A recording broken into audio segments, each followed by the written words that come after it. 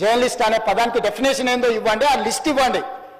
ఆ లిస్టులో ఉన్నోళ్ళు ఇట్లా తప్పు చేస్తే ఏం శిక్షిస్తారో మీరు నిర్ణయించండి. ఆ లిస్టులో లేనోడు జర్నలిస్ట్ కాడు. జర్నలిస్ట్ కానోడిని క్రిమినల్ కిందనే చూస్తాము. ఆ క్రిమినల్స్ని ఎట్లా జవాబు చెప్పాలనో గట్లనే చెప్తాం. ముసుగేసుకొని వస్తే ముసుగు ఊడవీకి బట్టలు గుడ్డలు ఊడదీసి కొడతా అని చెప్తున్నాను నేను. అసలు జర్నలిస్ట్ అంటే ఎవరు అనేటువంటి ఒక కీలకమైన ప్రశ్నని తెలంగాణ ముఖ్యమంత్రి రేవంత్ రెడ్డి గారు లేవనెత్తాడు. ఎవరు పడితే వాళ్ళు ఒక యూట్యూబ్ ఛానల్ పెట్టుకొని ఇష్టారాజ్యంగా మాట్లాడితే వాళ్ళు జర్నలిస్టులు అవుతారా అని కూడా ప్రశ్నించాడు. నేను అసెంబ్లీలో ఈ ప్రశ్న వేశాడు రేవంత్ రెడ్డి గారు. చాలామందికి కూడా నిజానికి జర్నలిస్ట్ అంటే ఎవరు అనేటువంటి అవగాహన లేదు. ఇప్పుడే మీరు ఆయన మాట్లాడిన మాటలు కూడా విన్నారు. రేవంత్ రెడ్డి గారికి కూడా నిజానికి అవగాహన లేదు అని ఈ మాటలు బట్టి అర్థమవుతుంది. అంటే ప్రత్యేకంగా జర్నలిస్టులు అనేవాళ్ళు ఉంటారు, వాళ్ళకేవో ప్రత్యేకమైనటువంటి హక్కులు ఉంటాయి.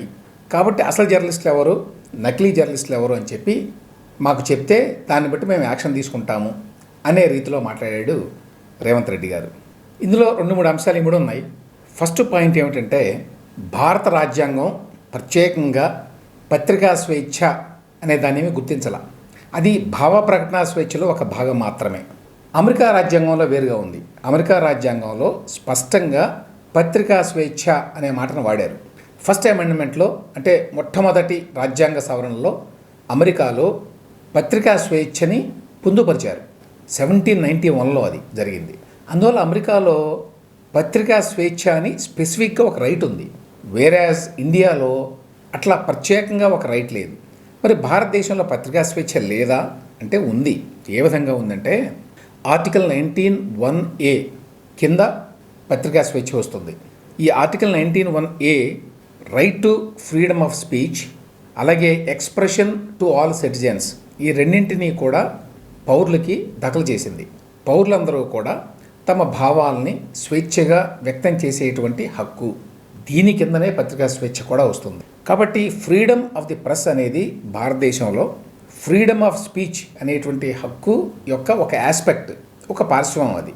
సో దాని కింద ఎవరికైనా సరే ఫ్రీడమ్ ఆఫ్ ది ప్రెస్ ఉంది, రైట్ టు పబ్లిష్ ఉంది, అంటే దేన్నైనా ప్రచురించేటువంటి హక్కు ఉంది, సర్క్యులేట్ చేసేటువంటి హక్కు ఉంది, సమాచారాన్ని సేకరించే హక్కు ఉంది. ఇవన్నీ కూడా fundamental aspects of the right to freedom of expression. కాబట్టి భారత రాజ్యాంగంలో ప్రత్యేకంగా పత్రికా స్వేచ్ఛ అనేటువంటి ఒక హక్కు లేదు. కానీ భావ ప్రకటన స్వేచ్ఛ కింద భారతదేశంలో పౌరులందరికీ వర్తించేటువంటి స్వేచ్ఛ పాత్రికేయులకి అంటే జర్నలిస్టులకు కూడా వర్తిస్తుంది. అంటే జర్నలిస్టులకి ప్రత్యేకమైన హక్కులు ఏమీ లేవు. దేశంలో ఉండే పౌరులందరికీ ఏ రకమైన హక్కులు ఉంటాయో అవే హక్కులు ఉన్నాయి. ఆ హక్కులకు లోబడే ఎవరైనా కూడా మాట్లాడాలి, రాయాలి, భావ ప్రకటన చేయాలి. కాబట్టి అసలు జర్నలిస్టులు అంటే ఎవరో చెప్పండి, అట్లా కాని వాళ్ళందరినీ మేము శిక్షిస్తాం, వాళ్ళని క్రిమినల్స్గా మేము ట్రీట్ చేస్తాం అని కూడా అన్నాడు రేవంత్ రెడ్డి గారు. కాబట్టి ఆయన అవగాహనలో లోపం ఉంది. ఆయన ఉద్దేశం బహుశా ఏమై ఉంటుందంటే, అక్రెడిటెడ్ జర్నలిస్టులు అని ఉంటారు. అంటే ప్రభుత్వం వారు వీరు జర్నలిస్టు అని గుర్తించి ఒక కార్డు ఇస్తారు. ఒరిజినల్గా ఏమిటంటే ప్రభుత్వం నుంచి సమాచారం సేకరించడానికి అనువుగా ఉంటుందని చెప్పి ఈ రకంగా ఒక అక్రెడిటేషన్ ఇచ్చేవారు ప్రధాన పత్రికల రిపోర్టర్లకి. అయితే తర్వాత ఏమైందంటే, ఈ అక్రెడిటేషన్ పేరుతోటి ప్రభుత్వాలు కొన్ని సౌకర్యాలు కూడా కల్పించినాయి. అంటే జర్నలిస్టు సంఘాలు వారి పీరియడ్ ఆఫ్ టైం కొన్ని డిమాండ్లు చేయటం, వాటిని ప్రభుత్వాలు అంగీకరించడం ఇట్లా జరిగింది. దానివల్ల అక్రెడిటేషన్ అనేది ఉంటే ఒకటి యాక్సెస్ దొరుకుతుంది, ఎక్కడైనా సరే కార్డు చూపించి లోపలికి వెళ్ళొచ్చు అనేది ఒకటి. రెండవది, కొన్ని ప్రివిలేజెస్ ఉంటాయి. అసెంబ్లీలో ప్రెస్ రిపోర్టర్గా వెళ్ళడానికి అవకాశం ఉంటుంది. బస్సుల్లో తిరగడానికి ప్రత్యేకంగా పాస్ ప్రభుత్వాలు ఇస్తే వాటిని పొందే హక్కు ఉంటుంది. లేకపోతే జర్నలిస్టుకి స్థలాలు అని చెప్పిస్తే వాటిని పొందే హక్కు ఉంటుంది. ఎవరికి ఉంటుంది? అక్రెడిటెడ్ జర్నలిస్టులకు మాత్రమే. అందువల్ల ఈ అక్రెడిటేషన్ కోసం చాలా పోటీ ఉండేది. ఆ అక్రెడిటేషన్ కోసం అని చెప్పి పత్రికలను పెట్టడం అనేది కూడా మొదలైంది. ఏదో చిన్న పత్రిక పెట్టి నాకు అక్రెడిటేషన్ కావాలి అని. ఆ రకంగా ఇవాళ వేలాది మంది జర్నలిస్టులు అటు తెలంగాణలో ఇటు ఆంధ్రప్రదేశ్లో ఉన్నారు. ఇంతమంది ఉండేసరికి ఇప్పుడు ప్రభుత్వాలు తలబట్టుకొని ఎంతమందికి ఇవ్వాలి అక్రెడిటేషన్లు అని చెప్పి ఆ విధానాన్ని సక్రమంగా ఇప్పుడు అమలు చేయడం వల్ల చాలామంది యాక్చువల్గా ఏదైనా పెద్ద సంస్థలో ఉద్యోగం చేయకపోయినా కూడా ఒక 3 దశాబ్దాలకు పైగా అనుభవం ఉంటే, అంటే జర్నలిస్ట్గా పనిచేసిన అనుభవం ఉంటే ఇండిపెండెంట్ జర్నలిస్ట్ అని తీసుకుంటున్నారు. అంటే ప్రభుత్వాలు కూడా ఈ రకంగా ఒక ఫెసిలిటీ పెట్టినాయి అన్నమాట. సో ఏదో రకంగా అందరికీ అక్రెడిటేషన్ వచ్చే విధంగా.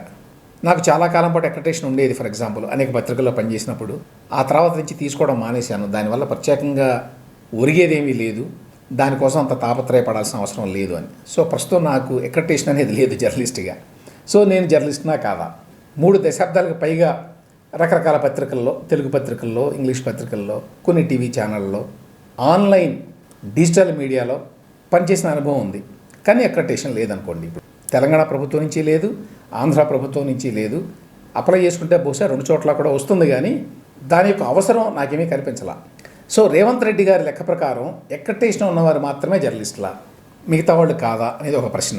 తర్వాత జర్నలిస్టులు అంటూ ప్రత్యేకంగా ఏమి ఉండరు. సాధారణ పౌరులకి ఎటువంటి హక్కులు ఉంటాయో అవే హక్కులు జర్నలిస్టులకు కూడా ఉంటాయి, పత్రికలకు కూడా ఉంటాయి అనేది ముఖ్యంగా గమనించాల్సిన విషయం.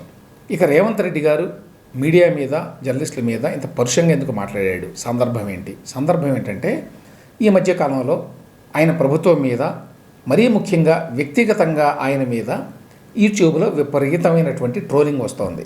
అది కొన్ని పరిధులను కూడా దాటింది. బహుశా ఆయన మాట్లాడడానికి ఒక కారణం ఏంటంటే తాజాగా 2 మహిళా జర్నలిస్టులని పోలీసులు అరెస్ట్ చేశారు కేసు పెట్టి. అది ఎందుకు ఏమిటంటే ఒక వీడియో కూడా చేశాను. ఒక రైతుతో ఇంటర్వ్యూ చేశారు. అతను ముఖ్యమంత్రి మీద పచ్చి బూతులు మాట్లాడాడు. ఆ బూతులన్నింటినీ యథాతథంగా ఉంచి వాళ్ళు యూట్యూబ్లోను, ఎక్స్లోనూ పోస్ట్ చేశారు. అది ఎంతవరకు సమంజసం ఏంటి అనేది నేను ఆ వీడియోలో చేశాను. ఎవరైనా ఆసక్తి ఉంటే చూడొచ్చు. ఆ విధంగా బూతులు మాట్లాడించడం ఒక ముఖ్యమంత్రి మీద కరెక్టా కాదా అనే విషయం మీద నా అభిప్రాయాలు వ్యక్తం చేశాను. ఆసక్తి ఉంటే ఆ వీడియో చూడండి. అయితే సందర్భం అది ఇప్పుడు రేవంత్ రెడ్డి గారు అసెంబ్లీలో మాట్లాడడానికి. ఆ విధంగా చాలా రకాల వీడియోలు వస్తున్నాయి. ఎస్పెషల్లీ మీకు డిజిటల్ మీడియా పెరిగిన తర్వాత, యూట్యూబ్ వచ్చిన తర్వాత ఎవరైనా సరే ఒక చిన్న ఛానల్ పెట్టుకొని తమకు తోచింది మాట్లాడవచ్చు.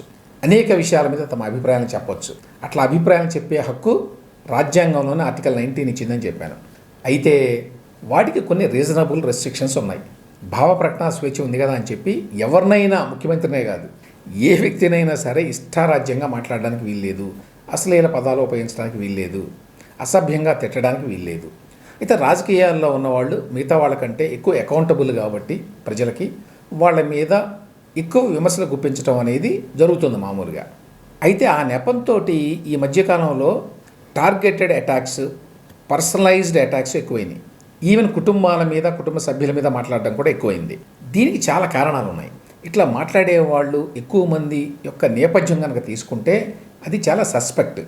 అంటే వాళ్ళ మోటివ్స్ అనుమానాస్పదం.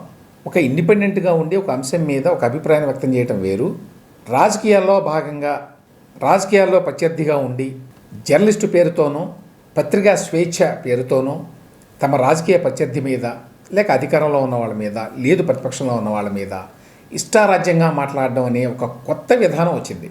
దానివల్లనే ఈ సమస్యలన్నీ మొదలైనవి. రేవంత్ రెడ్డి చాలా పరుషంగా కొన్ని మాటలు మాట్లాడాడు. ఈ విధంగా కనుక చేస్తే గుడ్డలెప్పదీసి కొడతా అని కూడా అన్నాడు. ఆ మాట వినగానే మనకి గతంలో మరికొంతమంది మాట్లాడిన మాట గుర్తుకొస్తాయి. ఉదాహరణకి కేసీఆర్ అధికారంలోకి వచ్చిన తర్వాత తన మీద చేస్తున్న విమర్శలు తట్టుకోలేక మీడియాని 10 కిలోమీటర్ల లోతున పాతి పెడతా అన్నాడు. అది కూడా అప్పట్లో జాతీయ స్థాయి వార్త అయింది. గమ్మత్ ఏమిటంటే అప్పుడు ఆయన ప్రధానంగా TV9 ఉద్దేశించి అన్నాడు. అదే TV9 ఆ తర్వాత కేసీఆర్ పార్టీకి పూర్తి సపోర్టుగా మారింది. కారణం యాజమాన్యం చేతులు మారడం. ఇది ఒక ఆస్పెక్ట్ ఈ మొత్తం వ్యవహారంలో. సో మీడియా మేనేజ్మెంట్ ఎవరిది, యాజమాన్యం ఎవరిది అనే దాన్ని బట్టి ఆ మీడియా అవుట్లుక్ మారుతోంది, ఆ మీడియా వైఖరి మారుతోంది. అంటే ఇందులో బిజినెస్ ఇంట్రెస్ట్ ఉన్నాయి. అసలు తొలుత మీడియా వ్యాపారస్తుల చేతుల్లో ఉండేది. ఆ తర్వాత ఈ మధ్యకాలంలో రాజకీయ నాయకుల, రాజకీయ పార్టీల చేతుల్లోకి వచ్చింది. అందువల్ల దాని క్రెడిబిలిటీ, విశ్వసనీయత ఇంకా తగ్గినాయి. ఒక్కసారి గతాన్ని గుర్తు చేసుకుంటే కేసీఆర్ గారి మాటలు చెప్పాను, కానీ అంతకుముందు వైఎస్ రాజశేఖర రెడ్డి అధికారంలో ఉన్నప్పుడు మీడియాని టార్గెట్ చేయడం అనేది ప్రారంభమైంది. అప్పుడే ఆయన మీడియాలో విభజన తీసుకొచ్చాడు. ఆ 2 పత్రికలు అనేవాడు. ఆ 2 పత్రికలు ఏవి? ఈనాడు, ఆంధ్రజ్యోతి. ఆ 2 పత్రికలు తెలుగుదేశం పార్టీకి అనుకూలంగా ఉన్నాయని, అందువల్ల తన పార్టీ మీద, ప్రభుత్వం మీద విమర్శలు గుప్పిస్తున్నాయని అంటూ ఉండేవాడు. అదొక బ్యాడ్ ప్రెసిడెంట్. ఒక ముఖ్యమంత్రే స్వయంగా ఆ 2 పత్రికలు అని చెప్పి పత్రికలను ఆ విధంగా టార్గెట్ చేయడం అనేది ఆయన కాలంలో మొదలైంది. అంతకుముందు కూడా పత్రికలు అధికారంలో ఉన్న పార్టీ మీద, ముఖ్యమంత్రి మీద ఇష్టారాజ్యంగా రాసేవి. ఇవాళ చాలామందికి తెలిసి ఉండకపోవచ్చు, ఎన్టీఆర్ ముఖ్యమంత్రిగా ఉండగా ఆయన మీద రాసిన రాతలు మరే ముఖ్యమంత్రి మీద మీడియా రాసి ఉండదు. ఎస్పెషల్లీ డెక్కన్ క్రానికల్ ఆంధ్రభూమి ఏ స్థాయిలో ఆయన మీద రాతలు రాసేవంటే ఆయన శవాలకు పూజలు చేసేవాడని, శవాలతో రమించేవాడని, శ్మశానానికి వెళ్ళి అర్ధరాత్రి పూట శవాలను తీసుకొచ్చేవాడని ఇట్లా ఇష్టారాజ్యంగా రాసేవాళ్ళు. అయినా ఎప్పుడు ఎన్టీఆర్ ఆ మీడియా సంస్థల మీద పగబట్టాల, వాళ్ళని సర్వనాశనం చేస్తాను అని చెప్పి కంకణం కట్టుకోవాలా, చాలా ఓపికగా భరించినట్లు లెక్క. ఆయన గమ్మత్ ఏమిటంటే డెక్కన్ క్రానికల్ ఆంధ్రభూమి అనేవి కాంగ్రెస్ పార్టీ ఎంపీకి చెందినవి. మొదటేమో చంద్రశేఖర్ రెడ్డి గారు ఉండేవాడు, కాంగ్రెస్ పార్టీ రాజ్యసభ ఎంపీ, ఆయన ఓనర్ దానికి. తర్వాత ఆయన కొడుకు వెంకటరామరెడ్డి గారు, ఆయన కూడా కొంతకాలం పాటు కాంగ్రెస్ పార్టీ రాజ్యసభ సభ్యుడిగా ఉన్నాడు. సో క్లియర్గా ఒక పార్టీకి చెందిన వ్యక్తుల ఓనర్షిప్లో ఉన్నటువంటి పత్రికలు ఉద్దేశపూర్వకంగా ప్రత్యర్థి పార్టీ అయినటువంటి తెలుగుదేశం పార్టీ మీద, ఆ పార్టీ నాయకుడు ఎన్టీ రామారావు మీద టార్గెట్ చేసి ఇష్టారాజ్యంగా రాసేవి. అంటే రాజకీయ నాయకుల ఓనర్షిప్లో పత్రికలు లేవా అంతకుముందు అంటే ఆంధ్రజ్యోతి పత్రిక ఉంది. ఆంధ్రజ్యోతికి ఒరిజినల్గా కేఎల్ఎన్ ప్రసాద్ గారు ఓనరు. ఆయన జీవితకాలం పాటు కాంగ్రెస్ పార్టీలో ఉన్నాడు, కాంగ్రెస్ పార్టీలో చాలా కాలం పాటు రాజ్యసభ సభ్యుడిగా ఉన్నాడు. అయినా ఆంధ్రజ్యోతి వేరే పార్టీలను టార్గెట్ చేసినట్టు కానీ, వేరే పార్టీల నాయకుల్ని ఉద్దేశపూర్వకంగా చులకన చేసి మాట్లాడడం కానీ ఎప్పుడు జరగల. ఇన్ఫ్యాక్ట్ కేఎల్ఎన్ ప్రసాద్ గారు ఆంధ్రజ్యోతి ఓనర్గా ఉన్నంత కాలము ఈటర్లే మొత్తం నడిపేవారు. నార్ల వెంకటేశ్వరరావు గారు, తర్వాత నండూరు రామ్మోహన్ రావు గారు, ఇట్లాంటి వాళ్ళు. సో ఈ మరక అప్పుడు అంటల. అది మొదట ప్రారంభించింది డెక్కన్ క్రానికల్ ఆంధ్రభూమి అనుకోండి. అయితే రాజకీయ పార్టీల పత్రికలు పెట్టడం అనేది ఎప్పుడో స్టార్ట్ అయింది. ఉదాహరణకి కమ్యూనిస్టులకు ఎప్పటి నుంచో సొంత పత్రికలు ఉన్నాయి. విశాలాంధ్ర పత్రిక అందరికీ తెలుసు, అది 1952లో స్టార్ట్ చేశారు. అలాగే ప్రజాశక్తి సిపిఐ సిపిఎంగా విడిపోయిన తర్వాత సిపిఎం వాళ్ళు ప్రజాశక్తిని 1981లో పెట్టారు. సో చాలా కాలంగా రాజకీయ పార్టీలకు పత్రికలు ఉన్నాయి. అయితే ఈ కమ్యూనిస్టుల సొంత పత్రికలు ఎప్పుడూ కూడా తమ రాజకీయ ప్రత్యర్థుల్ని వ్యక్తిగతంగా టార్గెట్ చేసేవి కాదు, పాలసీ ప్రకారమే వాళ్ళ వ్యతిరేకత ఉండేది. కాబట్టి ఎవ్వరూ కూడా ఈ పత్రికల్ని, అంటే విశాలాంధ్రను కానివ్వండి, ప్రజాశక్తిని కానివ్వండి, ఇన్ని దశాబ్దాలుగా ఉన్న వాటిని నిందించాలా. ఇప్పుడు మీరు ఒక రాజకీయ పార్టీగా పత్రికలు పెట్టుకొని వేరే పార్టీల మీద అభాండాలు వేస్తున్నారు, బుర్ర జరుగుతున్నారని చెప్పల్లా. ఇప్పుడు అది గుర్తుంచుకోవాల్సిన విషయం. నేను ఇంతకుముందు చెప్పినట్టు వైఎస్ఆర్తో ప్రారంభమైంది, ఆ తర్వాత జగన్మోహన్ రెడ్డితో కంటిన్యూ అయింది. అది ఆయన కూడా ఆ పత్రికల ఓనర్ల పేర్లు చెప్పి మరీ టార్గెట్ చేసేవాడు. మధ్యలో ఈనాడు వచ్చింది. ఈనాడు పత్రిక రామోజీరావు గారు పెట్టింది. రామోజీరావు గారు ఎప్పుడూ రాజకీయాల్లో లేడు. అయితే ఓపెన్గానే ఆయన తెలుగుదేశం పార్టీ ఆవిర్భవించినప్పుడు నేను ఈ పార్టీకి సపోర్ట్ చేస్తున్నాను అని ప్రకటించాడు, బహిరంగంగా ప్రకటించాడు. కాబట్టి అందులో దాపరికం లేదు.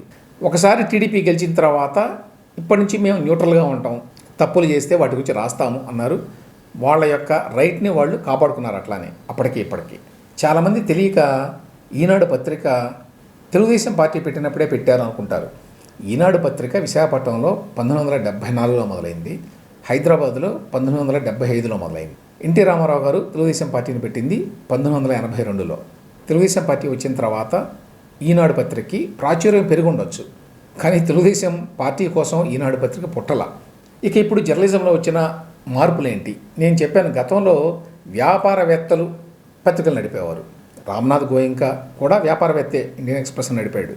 ఆంధ్రపత్రిక కాశీనాథన్ నాగేశ్వరరావు గారిది, ఆయన వ్యాపారవేత్త. ఈనాడు రామోజీరావు గారు వ్యాపారవేత్త. కేఎల్ఎన్ ప్రసాద్ గారు రాజకీయ నాయకుడు, వ్యాపారవేత్త. అయితే తర్వాత ఏమైందంటే రాజకీయ పార్టీల గ్రిప్ పెరిగింది మీడియా మీద. వాళ్ళే నేరుగా మీడియాలోకి ఎంటర్ అవ్వడం ప్రారంభించారు. అది సాక్షితో మొదలైంది 2008లో.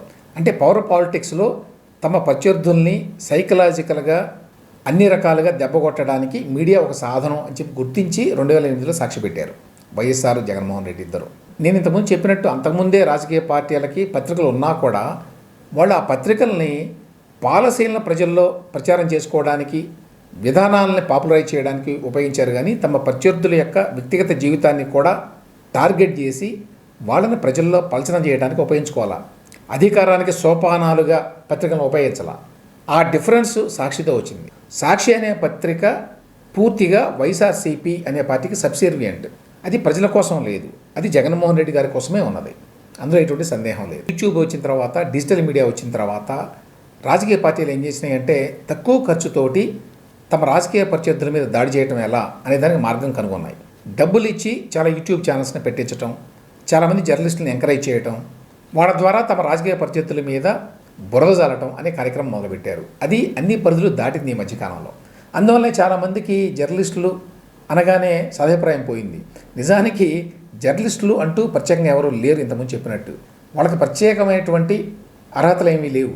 జర్నలిజం చేసినా చేయకపోయినా, అసలు చదువుకున్నా చదువుకోకపోయినా ఎవరైనా ఇవాళ డిజిటల్ మీడియాలో జర్నలిస్ట్గా అవతారం ఎత్తి తమకు కావాల్సింది మాట్లాడుకోవచ్చు.